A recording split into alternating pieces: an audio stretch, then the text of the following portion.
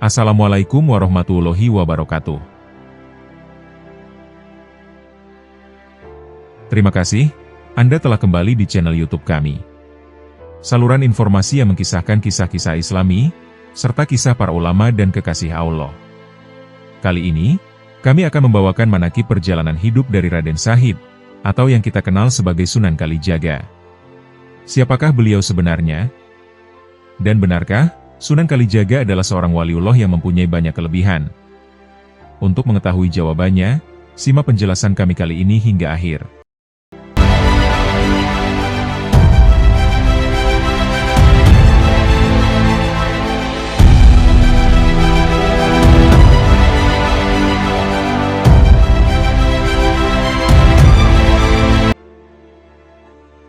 Sunan Kalijaga atau yang bernama Raden Shahid, beliau adalah salah satu dari ulama Wali Songo, yang sosoknya dikenal paling luas pengaruh dan cakupan dakwahnya di tanah Jawa. Ketika berdakwah kepada masyarakat, Sunan Kalijaga dikenal sebagai sosok pendakwah yang mempunyai ide-ide kreatif dan inovatif. Beliau berhasil menyambungkan unsur-unsur budaya lokal, yang akhirnya dapat menyentuh dan menarik hati masyarakat Jawa terhadap ajaran Islam. Sebagai seorang waliullah agung, beliau dikaruniai sesuatu kelebihan dari Allah Subhanahu wa Ta'ala, atau yang biasa disebut dengan istilah karomah kewalian. Karomah adalah sesuatu khorikul adah, sebuah peristiwa luar biasa yang terjadi pada waliullah atau kekasih Allah. Di mana Allah Ta'ala akan memunculkan karomah pada diri seorang hamba yang memiliki perilaku kebaikan, selalu mengikuti ajaran Nabi, berakidah, serta beramal secara benar, baik orang tersebut mengetahui ataupun tidak. Tujuan adanya karomah adalah sebagai pertolongan, dukungan, dan bantuan kepada hamba mulia tersebut, atau untuk mengokohkannya dalam keimanan. Karomah bisa terjadi dalam hal urusan agama atau duniawi.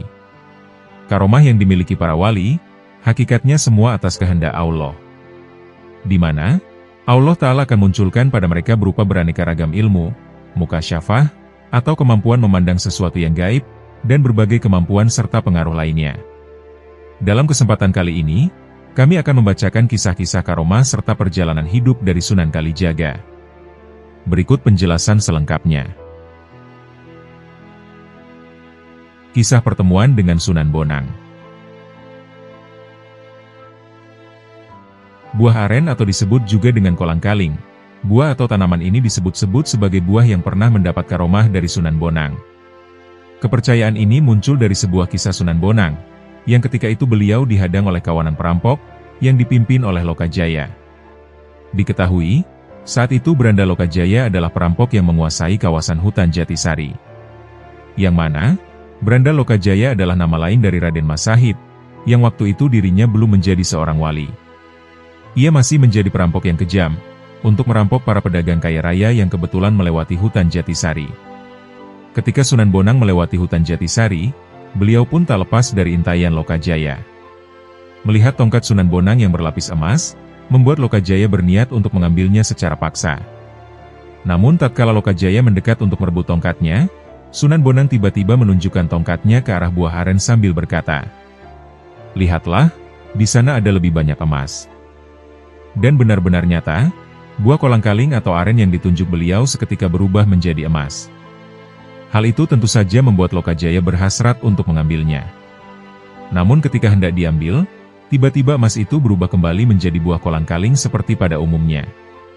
Peristiwa luar biasa tersebut membuat Lokajaya menjadi sadar, dan dia pun ingin sekali berguru kepada Sunan Bonang.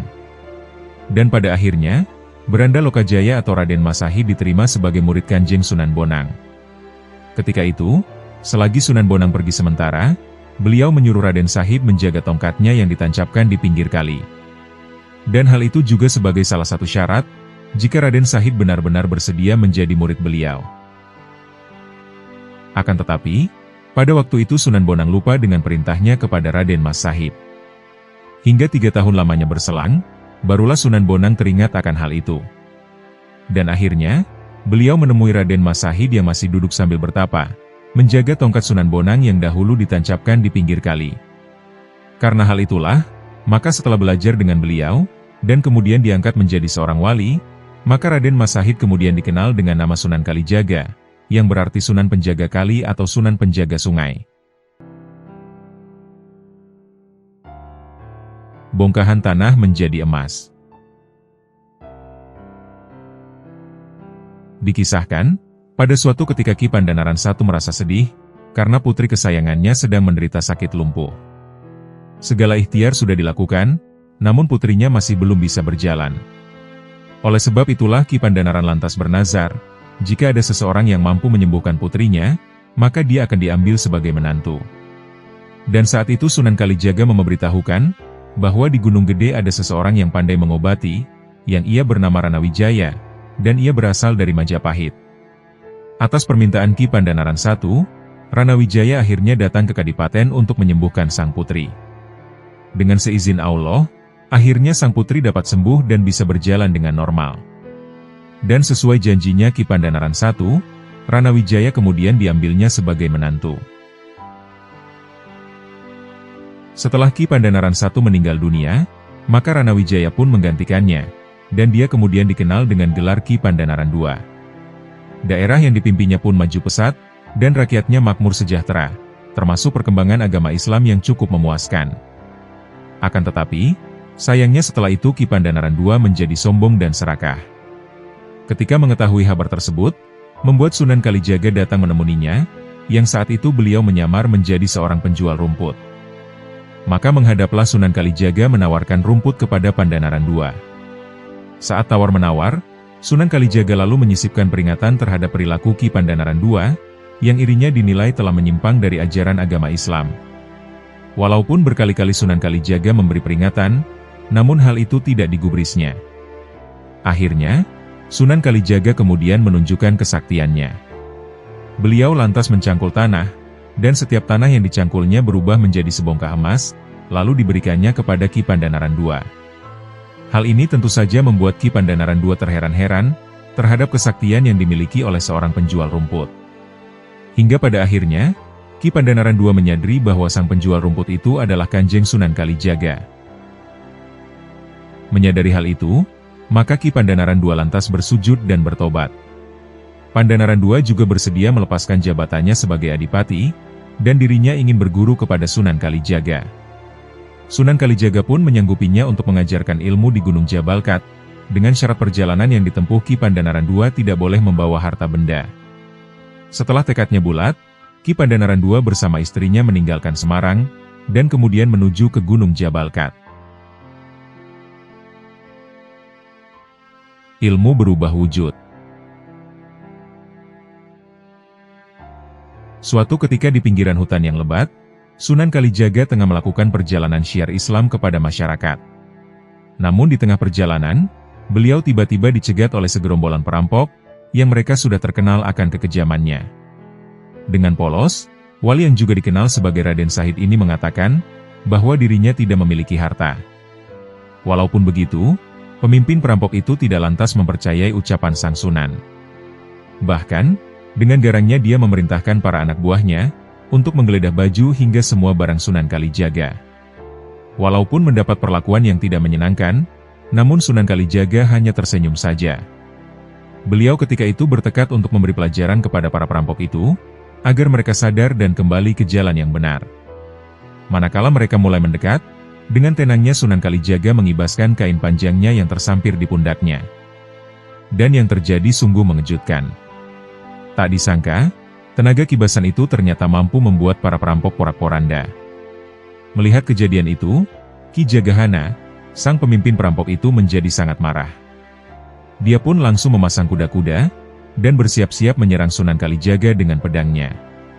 Dengan gerakan yang garang dan cepat, dia mulai mendekati sasarannya. Dengan memohon kepada Allah, saat itu Sunan Kalijaga merapalkan ilmu malih rupa, atau ilmu merubah wujud. Begitu usai, mendadak tubuh Kanjeng Sunan Kalijaga sudah berada tak jauh dari posisi Ki Jagahana. Hal itu tentu membuat Ki Jagahana menjadi semakin marah. Dengan teriakan yang keras, dia langsung menyabetkan senjatanya ke arah tubuh Sunan Kalijaga. Anehnya, Sunan Kalijaga tak lantas menghindarinya, dan beliau membiarkan pedang yang demikian tajam itu menghantam tubuhnya. Melihat kejadian itu, sudah barang tentu membuat para pengikut Ki Jagahana menjadi sangat murka. Dengan ganas, salah seorang anak buah Ki Jagahana melabrak Sunan Kalijaga. Begitu dirinya akan melompat, Sebuah tangan milik Sunan Kalijaga yang halus telah menahan gerakannya. Belum sempat dia membuka mulut, dengan penuh wibawanya Kanjeng Sunan Kalijaga lalu berkata, "Jangan panik, yang kamu serang hanyalah batang pohon asam, bukan diriku." Dengan membabi buta, Ki Jagaana yang merasa membabatkan pedangnya ke tubuh Sunan Kalijaga itu, ternyata yang terjadi ia hanya meletakkan pedangnya ke batang pohon asam. Karena tubuh yang ditebas tak juga roboh, akhirnya Ki Jagahana kehabisan tenaga. Karena tak mampu mengalahkan sang Sunan, akhirnya dia menjadi terkejut bercampur malu, tatkala Kanjeng Sunan Kalijaga mulai mencabut ilmunya. Dan dirinya pun baru tersadar, ternyata yang dilawannya dari tadi hanyalah sebatang pohon asam. Akhirnya Ki Jagahana mengaku kalah, menyerah, dan menyatakan tobat. Ia juga memutuskan memeluk agama Islam, ajaran yang sedang disebarkan oleh Kanjeng Sunan Kalijaga saat itu. Menundukkan seorang perampok Madura. Sunan Kalijaga adalah seorang waliullah yang terkenal akan kesaktiannya. Dikisahkan, beliau pernah berhasil menundukkan sosok perampok paling ditakuti di Madura, yakni Cakrajaya. Sebelum menjadi seorang wali dan penyebar ajaran Islam, Sunan Kalijaga dikenal sebagai Beranda Lokajaya, seorang perampok yang disegani di Pulau Jawa. Raden Shahid kemudian memutuskan bertaubat, mendalami ajaran Islam, dan mengakhiri masa kelamnya sebagai seorang perampok. Kehebatan nama Sunan Kalijaga membawanya berkelana ke berbagai daerah, termasuk ke Pulau Madura. Di wilayah Madura, terdapat seorang perampok yang sangat dikenal dan ditakuti, yaitu Cakrajaya. Ketika Cakrajaya mendengar tentang Sunan Kalijaga, atau yang juga dikenal sebagai Lokajaya, dirinya merasa penasaran. Dan ia ingin sekali menemui sosok tersebut, yang katanya masih terlibat dalam kegiatan gelap. Menurut kisah dalam buku Pesakitan dan Tarekat Sunan Kalijaga karya Rusdi Anwar, bahwasanya Sunan Bonang yang menjadi guru Sunan Kalijaga saat itu, beliau memberitahu bahwa ada seseorang yang mungkin berniat jahat terhadap Sunan Kalijaga. Maka dari itu, Sunan Bonang meminta agar Sunan Kalijaga membersihkan hati Cakrajaya, sebelum mereka berdua bertemu. Pada suatu hari, Sunan Kalijaga berjalan di sebuah perkampungan di Madura. Saat itu beliau bertemu dengan warga setempat, yang sedang melakukan kegiatan sehari-hari. Sambil berjalan, Sunan Kalijaga menyanyikan syair-syair nasihat yang indah, sehingga salah satu warga terpukau. "Sangat bagus syairnya," ujar warga tersebut kepada Sunan Kalijaga. Tak diketahui oleh warga tersebut, bahwa sosok yang menyanyikan syair-syair itu adalah Sunan Kalijaga.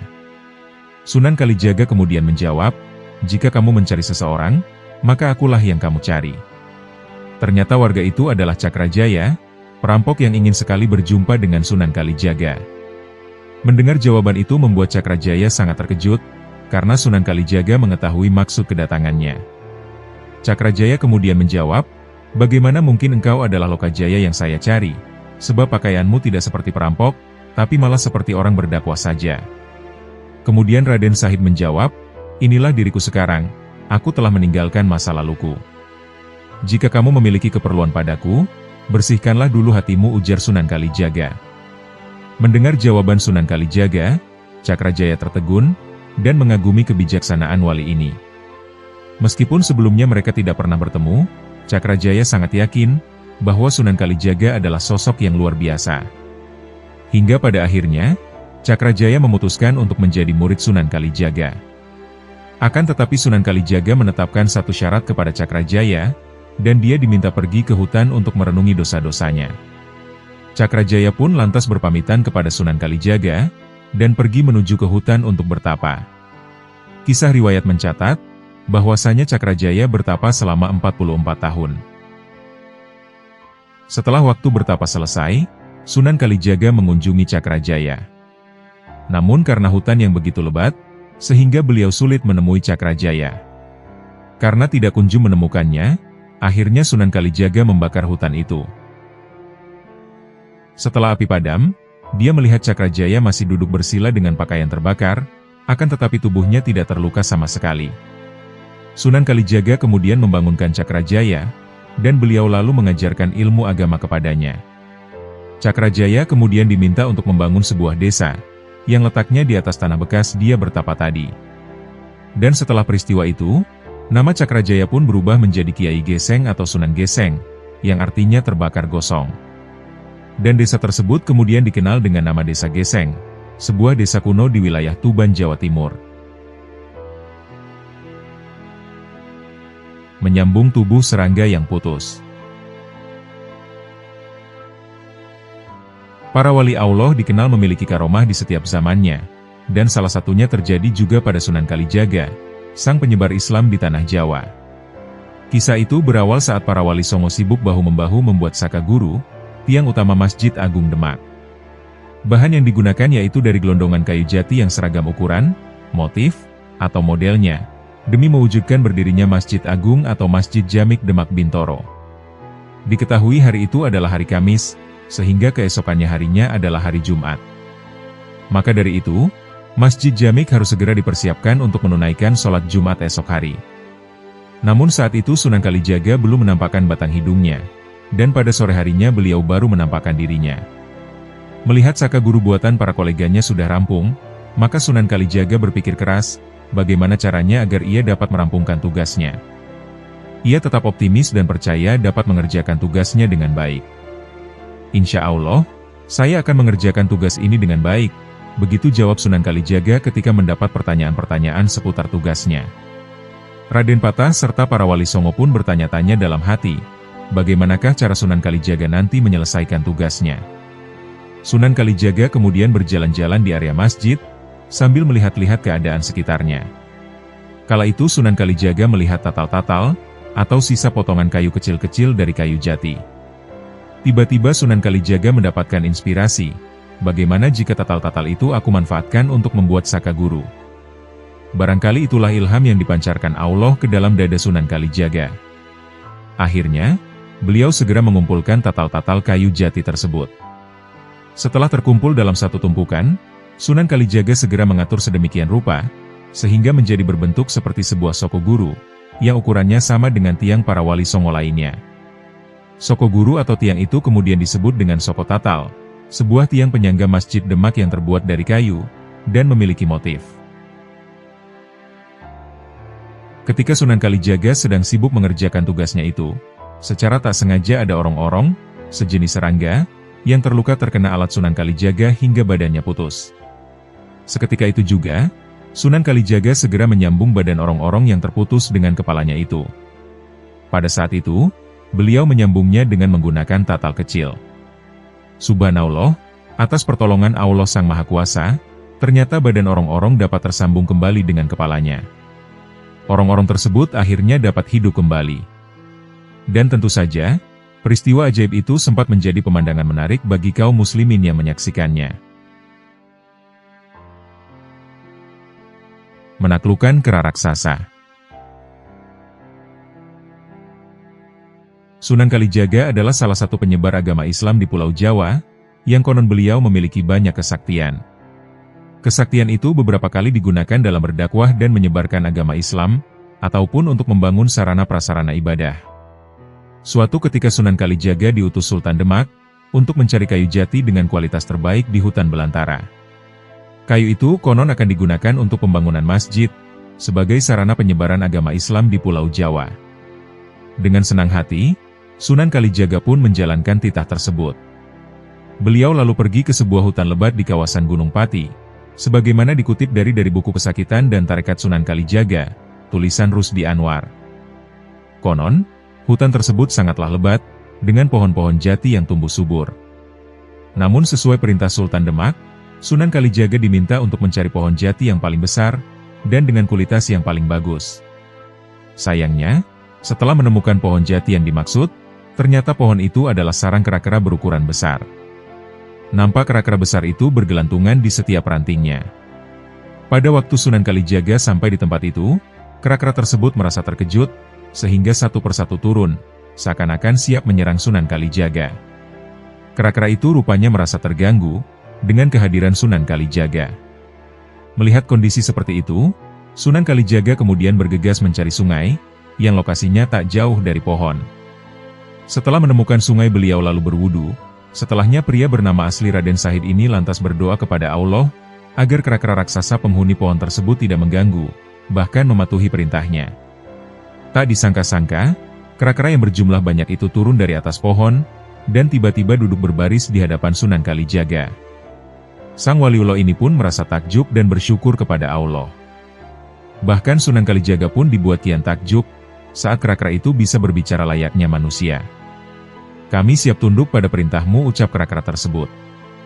Mengetahui para kera itu berkumpul di hadapannya, Sunan Kalijaga lantas menyampaikan maksud dan tujuannya. Beliau berbicara kepada para kera, bahwa dirinya diperintahkan untuk mencari dan mengambil pohon jati yang besar, untuk digunakan membangun masjid di wilayah Demak. Sunan Kalijaga pun berharap, agar para kera ini mengikhlaskan pohon jati itu untuk bahan pembangunan masjid, yang kelak menjadi bagian syiar agama Islam. Kera-kera itu kemudian mengikhlaskan dengan senang hati, dan mau membantu Sunan Kalijaga. Akan tetapi mereka juga meminta syarat, agar diizinkan untuk menjadi pengikut Kanjeng Sunan Kalijaga, serta dibiarkan ikut ke Demak. Namun Sunan Kalijaga merasa keberatan, dengan syarat yang diminta oleh para kera. Sunan Kalijaga pun menjelaskan kepada para kera, agar sebaiknya mereka tidak ikut ke Demak. Sebagai gantinya, Sunan Kalijaga menanam 2 pohon jati di depan sebuah gua yang terdapat di hutan tersebut. Kera-kera itu pun akhirnya mematuhi perintah Sunan Kalijaga. Konon, gua tersebut sekarang bernama Goa Kreo, atau Gua Tempat Para Kera.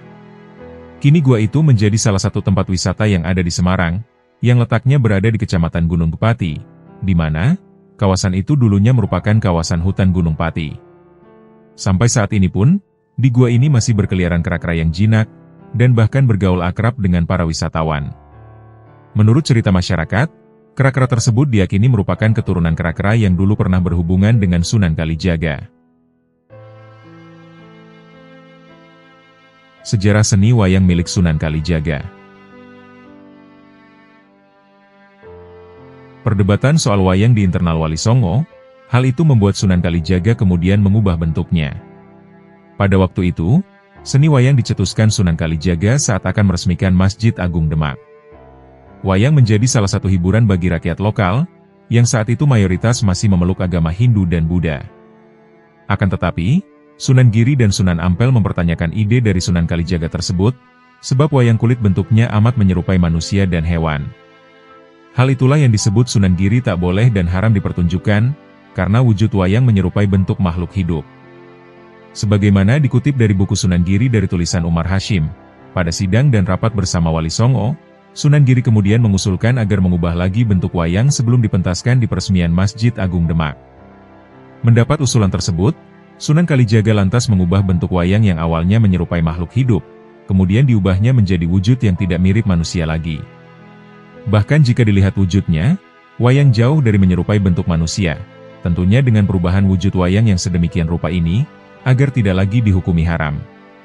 Para wali pun konon masih terdiam saja, karena memang disengaja oleh Sunan Kalijaga. Para wali tidak akan diberi kesempatan untuk berbicara, sebelum Sunan Kalijaga selesai di dalam memberi penjelasan tentang pendiriannya. Dan bukankah wayang yang telah kita ubah ini tipis, dan sudah bukan berbentuk seperti manusia? Seandainya manusia bentuknya seperti wayang ini, tentulah aneh dan sangat menggelikan, sebab tangan wayang ini panjang melambai sampai kaki. Demikian pula bentuk hidung, mata, dan lehernya. Adalah sangat aneh bila ada manusia yang berbentuk semacam ini, kata Sunan Kalijaga di hadapan para wali. Bahkan Sunan Kalijaga berpendapat, bahwa sampai saat ini tidak ada bentuk dari manusia yang menyerupai bentuk wayang ubahannya ini. Bila pun ada, tentu bentuknya amatlah jelek dan aneh. Akhirnya permusyawaratan para wali itu menyetujui usulan dari Sunan Kalijaga, karena perubahan itu memang kehendak dan saran dari Sunan Giri juga.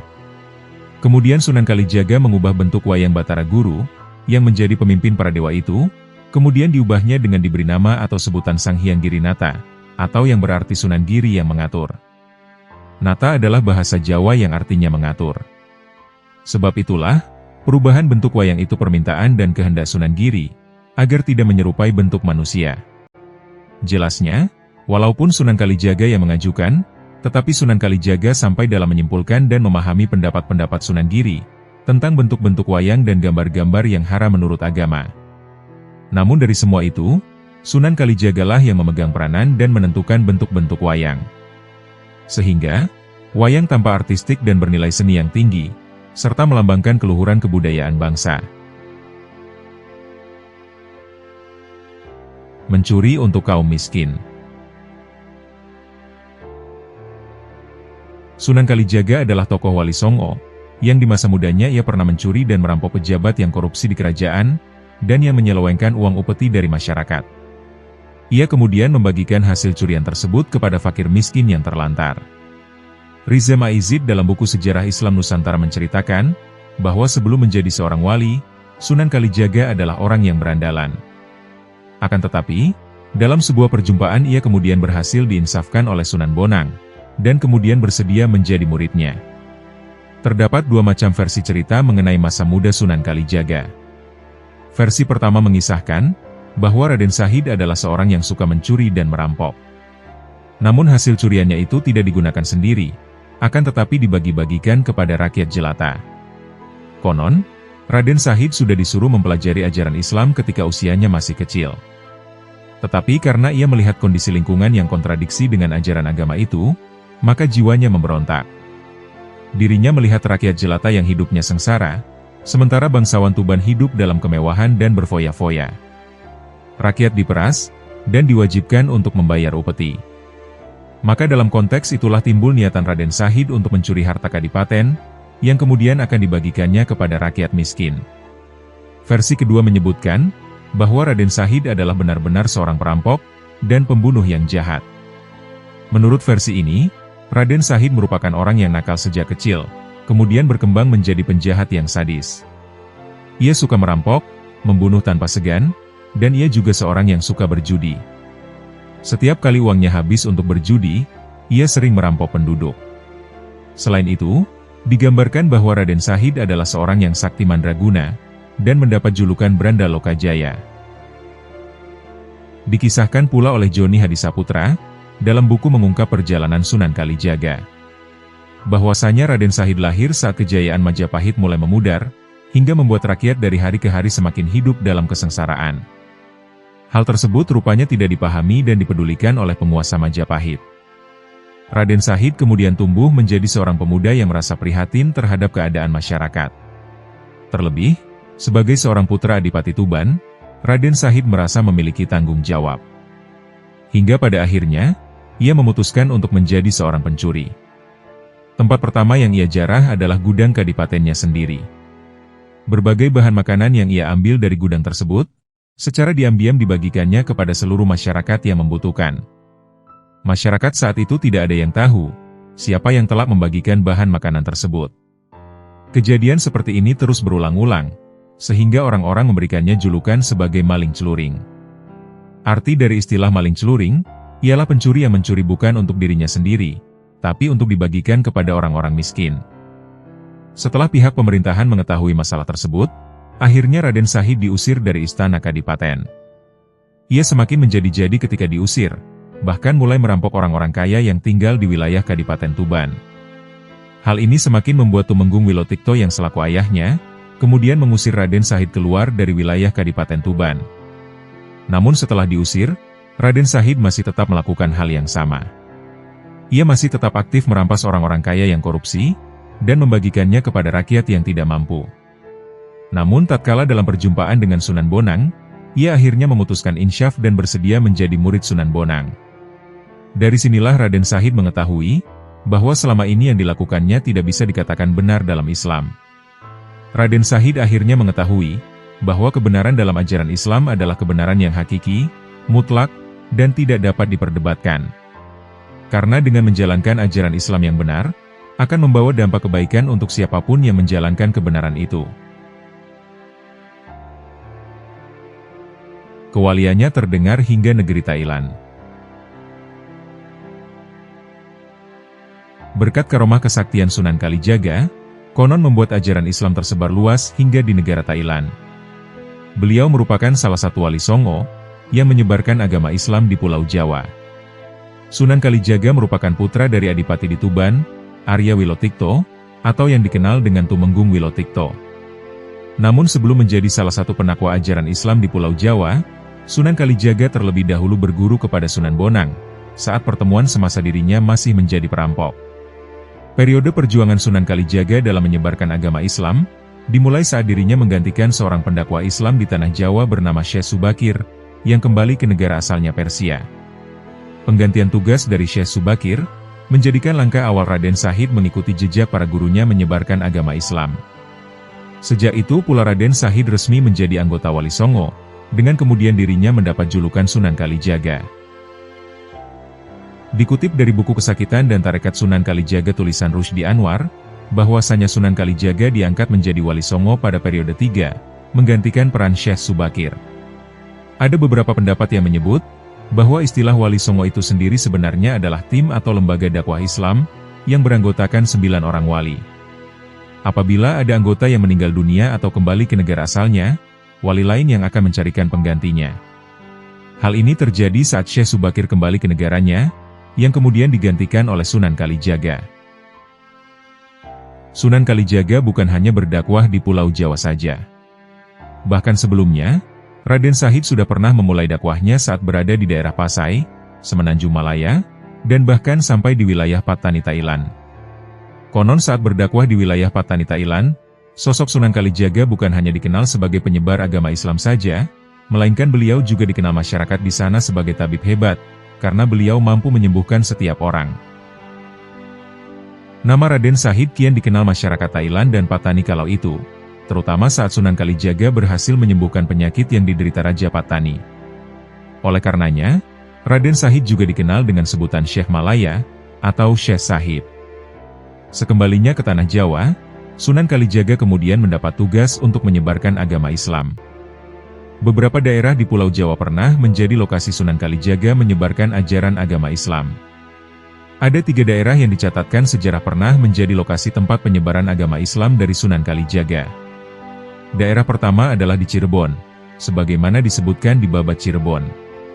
Sekembalinya Sunan Kalijaga dari Palembang ke Pulau Jawa, beliau bertahan dan menyebarkan Islam di Cirebon.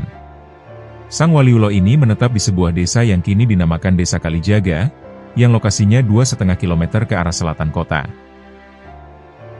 Terdapat cerita menarik datang saat awal kedatangan Sunan Kalijaga di Cirebon.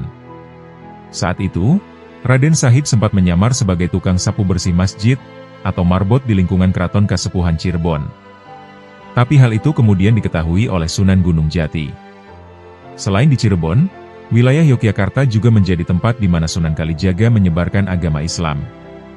Di sana Sunan Kalijaga berdakwah agama Islam, tepatnya di daerah Sendang Kasihan. Daerah ini kini berada di Dusun Kasihan, Kelurahan Taman Tirto, Kecamatan Kasihan, Kabupaten Bantul, Yogyakarta. Sedangkan Kadilangu Demak menjadi daerah yang paling lama ditempati Sunan Kalijaga. Bahkan, konon di daerah ini Sunan Kalijaga membina kehidupan rumah tangga, hingga menghabiskan hidupnya sampai akhir hayat. Di sini terdapat sebuah situs bersejarah, yang diyakini berhubungan erat dengan kiprah Sunan Kalijaga. Salah satunya adalah sebuah masjid, yang kemudian dinamakan Masjid Sunan Kalijaga.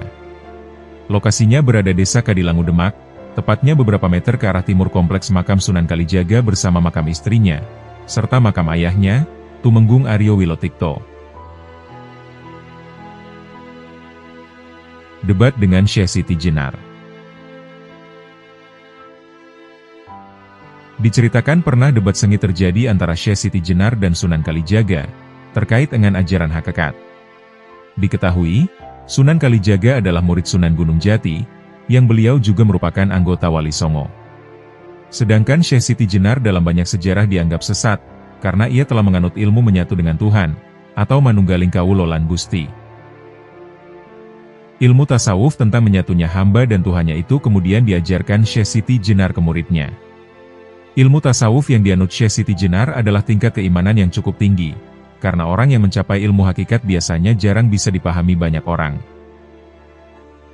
Suatu ketika, terjadilah sebuah perdebatan Sunan Kalijaga dengan Syekh Siti Jenar. Pada saat itu, hadir pula Sunan Bonang. Syekh Siti Jenar bertanya, "Apakah yang kamu gunakan saat bersujud?" Sunan Kalijaga menjawab, "Saya menggunakan jasad." Syekh Siti Jenar masih bertanya, "Sesungguhnya jasad kamu itu hanya onggokan daging, dan kelak akan menjadi bangkai, dan setelah itu akan habis. Dan nanti kamu ditulis Tuhan tidak termasuk yang sujud, karena dahi yang kamu pakai itu kelak akan habis." Mendengar jawaban yang menohok itu, membuat Sunan Kalijaga berpikir. Lalu Syekh Siti Jenar menjelaskan, bahwa sujud itu hakikatnya tidak butuh dahi, tidak perlu tangan, namun ruh itulah yang sujud. Dan inilah tingkat keimanan yang tinggi, namun tidak bisa dicontoh oleh sembarang orang. Menurut Gus Baha, selama ini orang syariat jika ada orang mati, berarti ia akan kembali ke Allah. Sedangkan, menurut orang hakikat itu adalah salah besar, dan orang mati itu tidak ada. Selama ini, ruh seseorang akan tersiksa karena ia terjebak dalam dunia fisik yang fana ini, dan ruh orang akan tersiksa di alam fisik karena bertemu jasadnya orang itu. Oleh karena itulah, dia selalu akan merasa tersiksa. Setiap mau makan saja kita harus bekerja dan melakukan hal lain sebagainya. Karena sejatinya ruh itu tidak butuh makan, minum, menikah, dan segala kebutuhan duniawi. Namun karena hidup bersama jasad di dunia inilah, yang akan membuatnya merasa tersiksa. Oleh karenanya, sejatinya orang mati itu bukan hilang ruhnya, namun ruh tadi kembali ke habitatnya yang kekal. Keyakinan itu diyakini betul oleh orang Wahdatul Wujud. Alasan Sunan Kalijaga dilarang pergi haji. Pada umumnya umat Islam pasti memiliki keinginan untuk berkunjung ke Baitullah. Di sana kita dapat melihat Ka'bah di Baitullah secara langsung, berkunjung ke kuburan Rasulullah di Masjid Nabawi Madinah, serta napaktilah situs-situs bersejarah Islam lainnya. Semua umat Islam memiliki harapan bisa datang ke sana, tidak terkecuali dengan Sunan Kalijaga atau Raden Shahid. Diketahui, Sunan Kalijaga merupakan salah seorang dari anggota Wali Songo. Beliau-beliau merupakan sekumpulan para alim ulama yang berhasil mengislamkan masyarakat Nusantara, terutama di wilayah Jawa. Dikisahkan, suatu ketika Sunan Kalijaga sedang berada di Malaka, dan saat itu ia memiliki kehendak untuk menjalankan ibadah haji. Namun siapa sangka, seorang ulama senior pada saat itu yang bernama Maulana Maghribi, beliau meminta Sunan Kalijaga untuk kembali lagi Jawa. Sehingga, beliau tidak memperkenankannya untuk melanjutkan perjalanannya ke Makkah. Larangan Maulana Maghribi terhadap Sunan Kalijaga tersebut bukan tanpa dasar. Maulana Maghribi beralasan, jika Sunan Kalijaga tetap nekat pergi haji ke Mekah, maka akan banyak masyarakat Jawa yang keluar dari Islam atau kembali kafir, karena pada saat itu kerajaan Demak masih dalam masa transisi pemerintahan. Runtuhnya kerajaan Majapahit menyebabkan kekacauan dan kerusuhan di mana-mana. Lebih dari itu, Maulana Maghribi juga berkata kepada Sunan Kalijaga, kalau Makkah atau Baitullah yang asli itu ada di dalam diri sendiri. Dengan demikian, ibadah haji bukan hanya sekedar perjalanan fisik ke Makkah, akan tetapi ibadah haji adalah ibadah metafisik spiritual. Seseorang akan sampai di Makkah sejati, manakala mereka sanggup menjalani kematian dalam kehidupan, dan bisa membebaskan diri dari belenggu hawa nafsu. Demikian kisah dalam suluk Wijil yang diceritakan buku Sunan Kalijaga, Mistik dan Makrifat. Alam versi lain juga dikisahkan, bahwasanya yang melarang Sunan Kalijaga berhaji adalah Nabi Khidir alaihi salam. Ketika Sunan Kalijaga berada di tengah laut dalam sebuah perjalanan menuju ke Makkah, tiba-tiba Nabi Khidir alaihi salam datang menghentikannya. Segera saja Nabi Khidir memberikan nasihat kepada Sunan Kalijaga, agar sang Sunan tidak usah melanjutkan perjalanannya ke Makkah, jika tidak mengetahui apa yang akan dilaksanakannya selama tinggal di sana. Cerita mengenai versi ini terekam dalam suluk Linglung. Dari kisah Sunan Kalijaga tadi memberikan banyak pengajaran bagi kita. Salah satunya adalah agar kita lebih memprioritaskan problematika umat daripada keinginan pribadi. Sunan Kalijaga dilarang berhaji, lantaran pada saat itu iman masyarakat Jawa yang menjadi medan dakwah Sunan Kalijaga masih rapuh. Sementara kalau kita tarik hari ini, persoalan umat tidak pada ranah iman lagi, akan tetapi kemiskinan, kebodohan, pengangguran, dan lainnya. Adalah sesuatu yang tidak benar. Jika ada seseorang yang sering menunaikan ibadah haji dan umroh di Makkah, sementara umatnya, tetangganya, dan saudaranya, mereka masih dalam keadaan yang memprihatinkan. Bukankah sudah banyak cerita yang mengkisahkan, bahwa ada seseorang mendapat status haji mabrur, meski dirinya tidak menjalankan ibadah haji di Makkah? Terdapat pula hadis Nabi yang menceritakan hal itu. Dikisahkan, bahwa usai menunaikan haji, para sahabat kemudian mendatangi Nabi Muhammad SAW. Mereka kemudian bertanya, perihal siapakah di antara mereka yang hajinya mabrur? Nabi Muhammad SAW kemudian menjawab, bahwa yang hajinya mabrur adalah si Fulan. Mendengar nama sahabat yang disebut Nabi Muhammad tersebut, membuat para sahabat menjadi terheran-heran, sebab sepengetahuan mereka orang tersebut tahun itu tidak ikut berhaji. Dan ternyata, si Fulan yang dimaksud Nabi tadi, Ia telah menggunakan uang tabungan hajinya itu untuk menolong tetangganya yang saat itu sedang sakit. 2 Pusaka keramat milik Sunan Kalijaga. Diketahui, terdapat pusaka Sunan Kalijaga yang telah diberi anugerah oleh Allah, sehingga benda itu mampu mengatasi wabah. Hal tersebut membuat Sunan Kalijaga dikenal sebagai anggota Wali Songo yang mempunyai ilmu kanuragan dan ilmu kebatinan tinggi. Pusaka yang dimaksud adalah rompi Ontokusumo dan keris Kiai Carubuk. Kedua pusaka tersebut hingga sekarang ini masih senantiasa disimpan dan dijaga oleh anak cucu beserta keturunannya. Bahkan setiap hari raya Idul Adha, atau pada tanggal 10 Zulhijjah, kedua pusaka tersebut disucikan atau dijamas. Dalam masyarakat umum, hal tersebut biasanya dinamakan jamasan. Hal itu dilakukan sesuai dengan wasiat dan perintah dari Kanjeng Sunan Kalijaga. Dan dalam ritual itu para petugas yang menjamas pusaka tersebut tidak boleh melihat dengan mata terbuka, dan mereka hanya diperbolehkan merendam tangannya ke dalam bokor minyak jamas. Syarat tersebut dilakukan agar tetap bisa menjaga pusaka dan kesaktiannya dalam mencegah wabah penyakit. Adapun kekuatan dari kedua masing-masing pusaka tersebut adalah sebagai berikut. Pusaka Sunan Kalijaga yang bisa mengatasi wabah penyakit yang pertama adalah rompi Ontokusumo. Rompi Ontokusumo adalah sebuah pusaka yang diyakini memiliki kekuatan luar biasa. Menurut beberapa sumber, rompi ini dibuat dari kulit kambing, yang telah dirajah dengan ayat-ayat Al-Quran oleh Sunan Bonang, yakni salah satu anggota dari Wali Songo. Rompi ini kemudian diberikan kepada Sunan Kalijaga, dan digunakan beliau tatkala melawan Nyi Roro Kidul, sang penguasa pantai selatan. Pada zaman itu, pagebluk yang ditimbulkan oleh kejahatan Ratu Pantai Selatan itu bisa merenggut jiwa siapa saja. Sunan Kalijaga kemudian merasa iba dengan penyakit yang diderita masyarakat di Jawa. Ada riwayat telah menyebut, bahwa Kanjeng Sunan pun bertarung melawan kekejaman Nyi Roro Kidul, namun kemudian mengalami kekalahan. Setelah kekalahan itu, Sunan Kalijaga kemudian mendapatkan ilham untuk menghatamkan Al-Quran di Masjid Demak, dengan disaksikan para anggota Wali Songo lainnya. Konon setelah menghatamkannya, para Wali Songo kemudian menemukan kulit kambing pada hari Kamis Legi, atau pada malam Jumat Pahing. Kulit kambing tersebut lalu dibuat menjadi rompi dengan rajahan oleh Sunan Bonang. Rompi inilah yang kemudian disebut sebagai rompi Ontokusumo. Namun setelah selesai, rompi ini terlalu sempit dikenakan Sunan Bonang. Lalu dicoba dikenakan oleh para Wali Songo yang lain, namun hanya muat di tubuh Sunan Kalijaga. Akhirnya, rompi Ontokusumo kemudian diberikan ke Sunan Kalijaga. Ketika mengenakan rompi ini, Sunan Kalijaga menjadi lebih kuat. Kekuatan yang terkandung dalam rompi Ontokusumo konon tergolong sangat luar biasa. Bahkan, para Sunan pun tak bisa menyimpulkan secara pasti atas cahaya yang terkandung dalam rompi tersebut.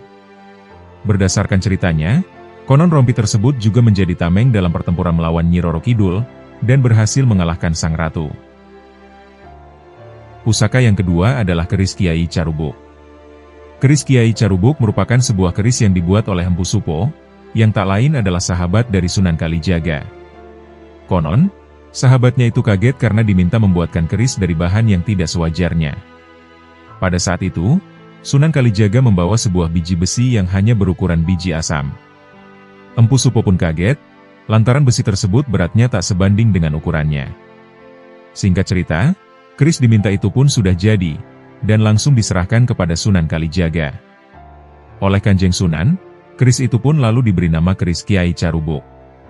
Keris ini sangat ampuh, dan bahkan dapat menangkal wabah penyakit.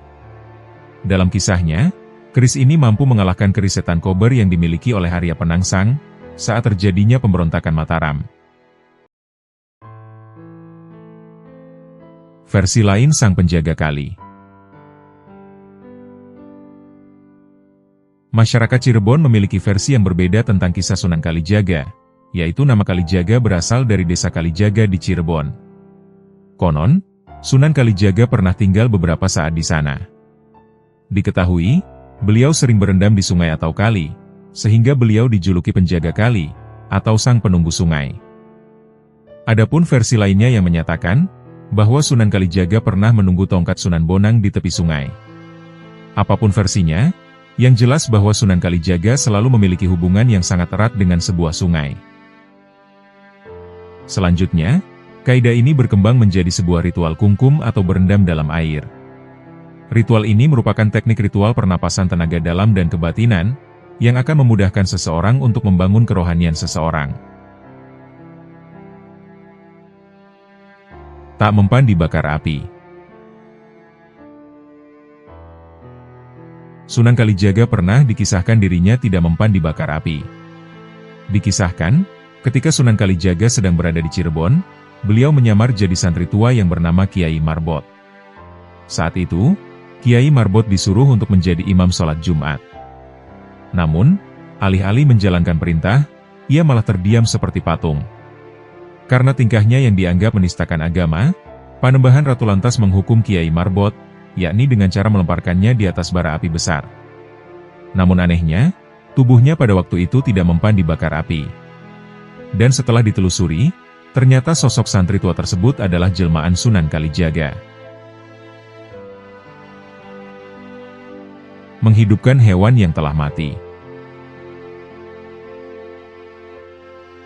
Dalam suatu cerita, atas kehendak Allah, Sunan Kalijaga dapat menghidupkan kembali ayam tukung, yaitu ayam panggang yang telah hilang brutunya.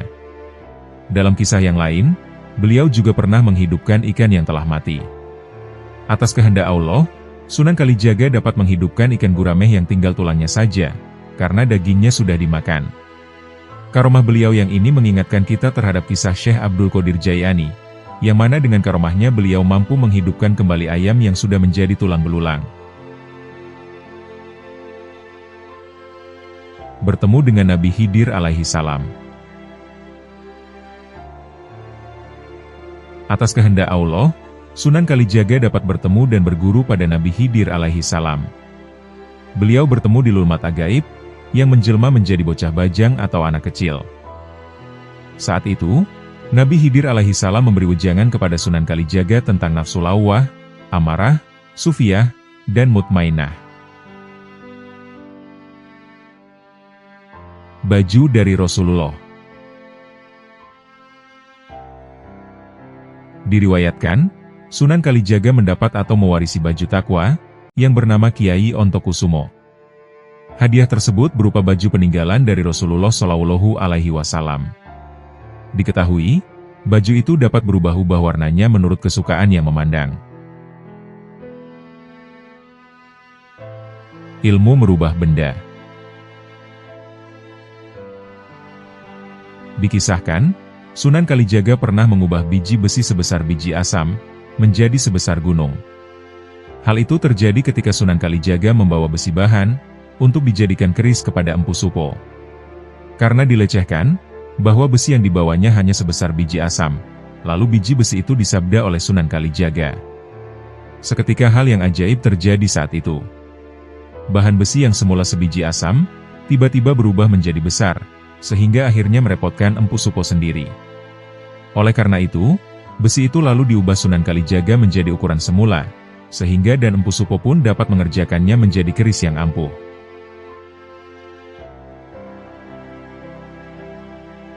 Sunan Kalijaga atau yang bernama Raden Sahid.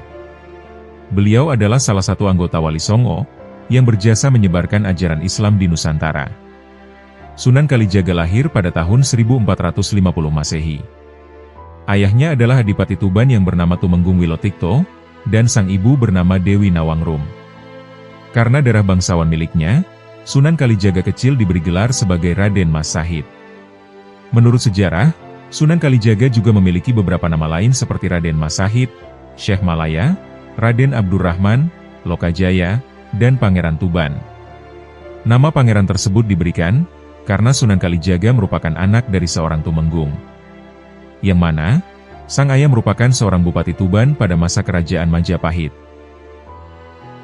Sunan Kalijaga diketahui lahir ketika masa kejayaan kerajaan Majapahit sedang berada di ujung tanduk.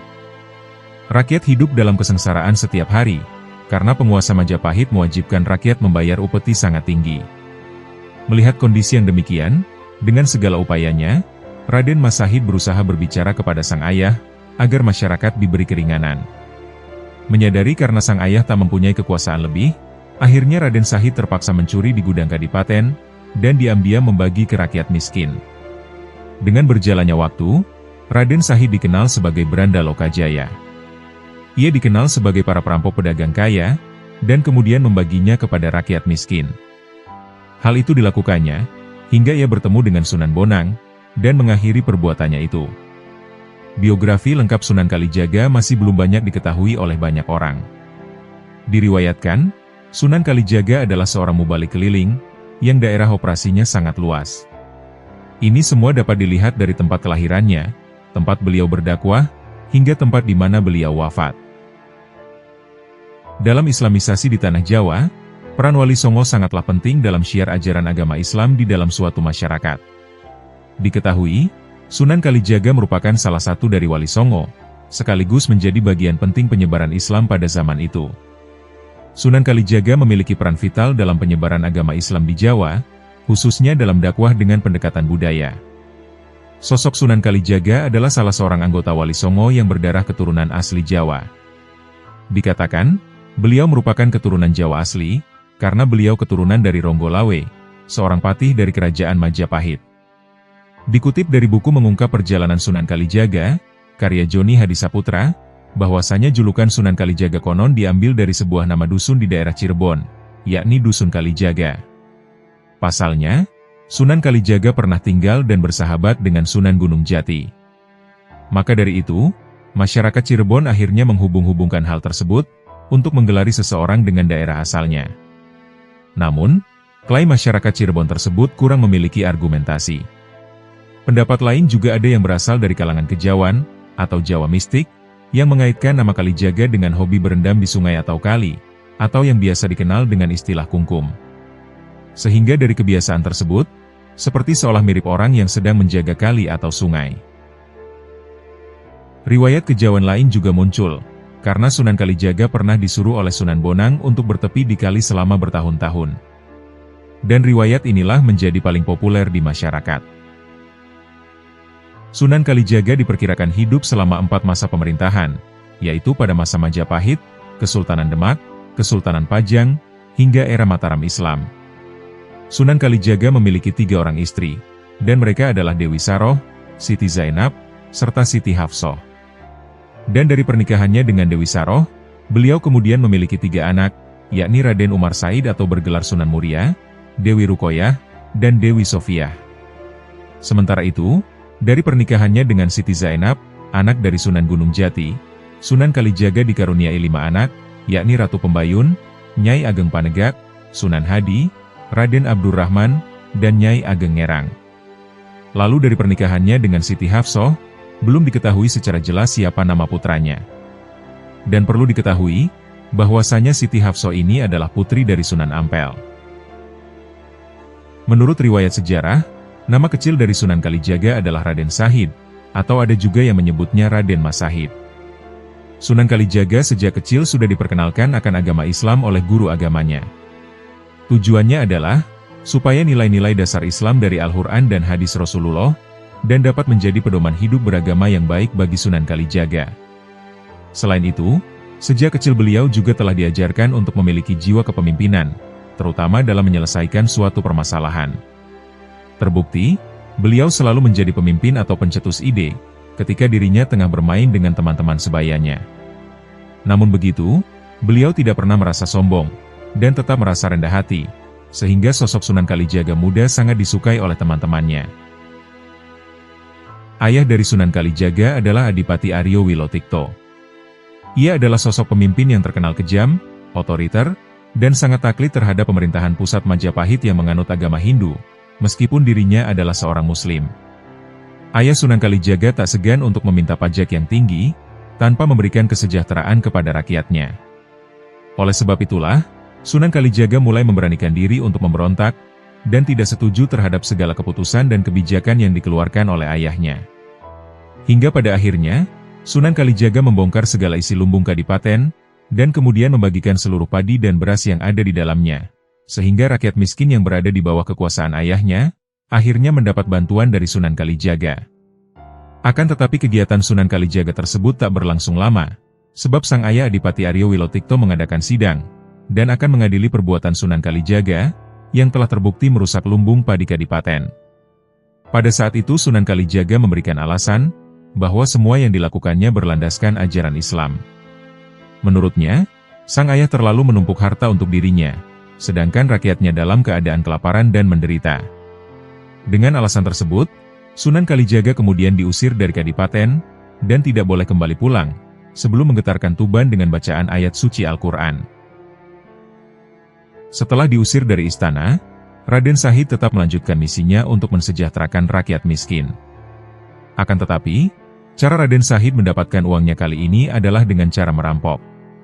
Namun dalam misi merampoknya, Raden Shahid hanya merampok rumah orang-orang yang berharta, dan beliau juga hanya membegal para pedagang kaya yang sedang melintas. Setelah mendapatkan hasil, beliau kemudian membagikan curiannya secara adil kepada rakyat yang kurang mampu. Maka dari itu, Sunan Kalijaga dijuluki sebagai Branda Lokajaya, atau yang berarti sang perampok yang budiman. Akan tetapi, setelah bertemu dengan Sunan Bonang, semua perilaku dari Raden Shahid pun berubah. Hal ini bisa terjadi, lantaran ia telah dinasehati oleh Sunan Bonang, bahwasanya Allah tidak akan menerima amal yang buruk dari hambanya. Seusai pertemuannya dengan Sunan Bonang, Raden Shahid pun bersedia menjadi murid Sunan Bonang, sekaligus mendalami ilmu agama Islam. Namanya pun berubah, yang awalnya bernama Raden Shahid, kemudian menjadi Sunan Kalijaga, setelah dirinya bertapa kurang lebih selama 3 tahun di pinggir sungai. Setelah menimba ilmu agama yang cukup lama, dan dinilai cukup mumpuni menurut sang guru, kemudian Sunan Kalijaga dilepas untuk berdakwah dan mengamalkan ilmu agama Islam yang dimilikinya. Bukan itu saja, Raden Shahid juga menjelma menjadi seorang ulama besar yang bijaksana, dan pandai dalam mendakwahkan ajaran Islam. Dakwah dari Sunan Kalijaga memiliki ruang lingkup yang paling luas, di antara para wali songo lainnya. Diriwayatkan, Sunan Kalijaga sukses menyebarkan ajaran agama Islam di tanah Jawa, yakni dengan cara menggabungkan unsur tradisi Jawa. Pada saat itu, Sunan Kalijaga memberikan sentuhan agama Islam pada seni dan budaya Jawa. Salah satu contohnya, adalah dengan menyampaikan kisah-kisah agama Islam melalui pewayangan.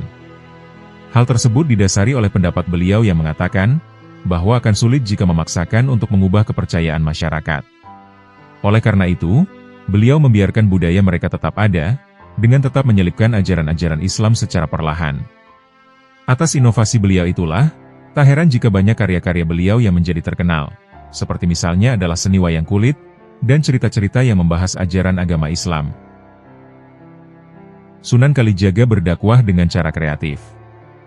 Beliau tidak langsung memaksakan syariat Islam secara keras. Sebaliknya, beliau menggunakan pendekatan yang lembut, bijaksana, dan menyentuh hati. Sunan Kalijaga menghormati budaya lokal, dan mengadaptasinya dengan nilai-nilai Islam. Menurut riwayat, Sunan Kalijaga juga menjadi penasihat dan guru bagi para raja di Pulau Jawa. Mulai dari Sultan Demak, Sultan Pajang, hingga Raja Mataram Islam, Panembahan Senopati. Namun, di balik keagungan Sunan Kalijaga, ada satu misteri yang masih belum terpecahkan, yaitu mengenai usianya. Tidak ada sumber sejarah yang akurat tentang tanggal lahir dan wafatnya Sunan Kalijaga. Meski begitu, ada beberapa pendapat yang berbeda tentang hal ini. Yang pertama, Sunan Kalijaga diriwayatkan berumur 142 tahun. Beliau lahir pada tahun 1450 Masehi dan wafat pada tahun 1592 Masehi. Ini adalah perkiraan berdasar buku berjudul Sunan Kalijaga, atau Raden Shahid, karya Yoyok Rahayu Basuki. Yang kedua, usia Sunan Kalijaga adalah 139 tahun. Beliau lahir pada 1430 Masehi dan wafat pada tahun 1549 Masehi. Perkiraan ini berdasarkan buku berjudul Sunan Kalijaga dan Mitos Masjid Demak, karya Dr. Fairuz Sabik. Dan yang ketiga, Sunan Kalijaga berumur lebih dari 200 tahun. Dasarnya diperoleh dari catatan Babat Tuban. Dalam catatan itu menyebut, bahwa Sunan Kalijaga pernah bertemu dengan Raja Majapahit terakhir, yakni Prabu Brawijaya V. Selain itu, Kanjeng Sunan juga pernah menjadi penasihat Panembahan Senopati, Raja Mataram Islam. Walhasil, usia Sunan Kalijaga diperkirakan lebih dari 200 tahun. Dari beberapa teori tersebut, terlihat ada perbedaan yang besar mengenai usia Sunan Kalijaga. Hal ini mungkin disebabkan oleh kurangnya sumber sejarah yang otentik dan akurat. Lantas, bagaimana dengan kisah wafatnya Sunan Kalijaga? Menurut beberapa sumber, Sunan Kalijaga wafat setelah menyelesaikan pembangunan Masjid Agung Demak.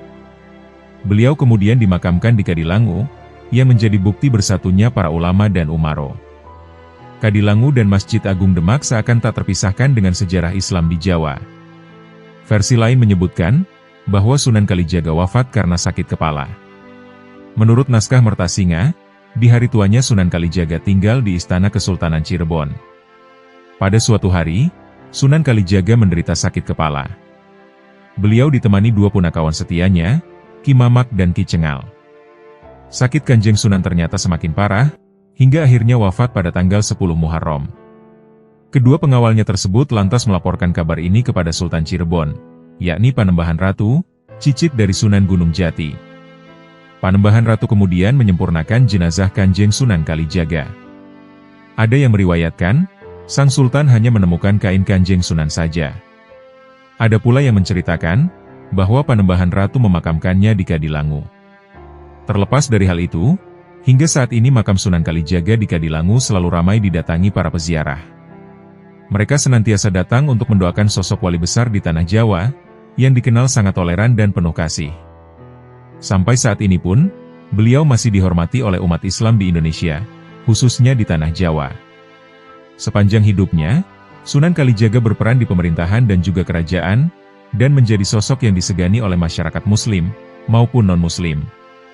Sehingga, sampai hari ini beliau dikenal sebagai sosok pendakwah, yang menghormati tradisi dan budaya masyarakat Jawa. Adapun beberapa karya Sunan Kalijaga yang masih lestari hingga saat ini adalah, seni wayang, seni ukir, seni gamelan, seni suara, dan baju takwa. Adapun beberapa peninggalan dari Sunan Kalijaga yang masih lestari hingga saat ini adalah, Masjid Kedondong Kulon Progo, Tuksi Beduk, Sendang Kasihan, Sendang Kemuning.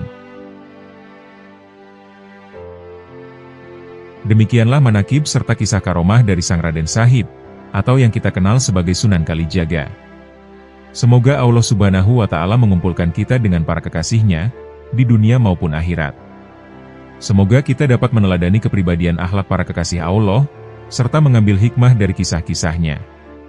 Dan semoga dengan apa yang telah kami sampaikan, dapat menambah ketakwaan kita kepada Allah Subhanahu wa Ta'ala. Wallahu a'lam bishawab.